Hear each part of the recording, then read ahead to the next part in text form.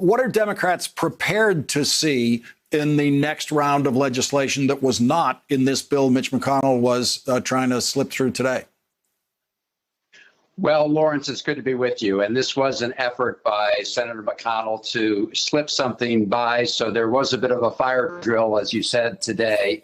Look, we all recognize that we're going to need more money for this small business program.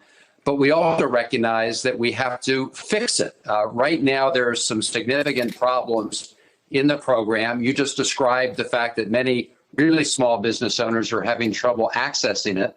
And this morning, we actually received a letter from the National Restaurant Association that represents tens of thousands of small businesses saying, yeah, we're going to need some more money, but equally important, we need to fix some of these provisions, including, I should say, some provisions that Secretary Mnuchin at Trump administration added that were not in the bill. They added some conditions that take away some flexibility from small businesses, and many restaurant owners and others are saying, we just can't deal with it in its current form. So our argument to Mitch McConnell is, hey, yes, we're going to need the money, but let's also fix the program. And by the way, there are also these other huge needs, like helping those healthcare workers on the front lines that you were just talking to, helping emergency responders and others. So let's come together as we have in the past and work on a bipartisan way instead of Mitch McConnell trying to sneak something through the floor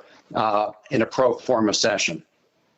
Was it your sense that Mitch McConnell actually thought he might get away with this, that the senators from Maryland would not come swooping down? Well, it was a very unusual procedure for him to do it this way. And he must have known that at the end of the day, it would fail. I guess he thought maybe let's just, try it. Let's call their bluff. Let's see if they really come down. Of course, we're going to come down. We're not going to let Mitch McConnell essentially unilaterally push something through without fixing the overall problem and without addressing these other issues. Mitch McConnell has tried similar things before, but this is the first time that I know of that he's tried to go into a pro forma session without any consent from the Democrats. Yeah, the good news for the country is we passed 3 bills on a bipartisan basis. Disappointing, but not surprising, I guess, that Mitch McConnell will try to pull a fast one today.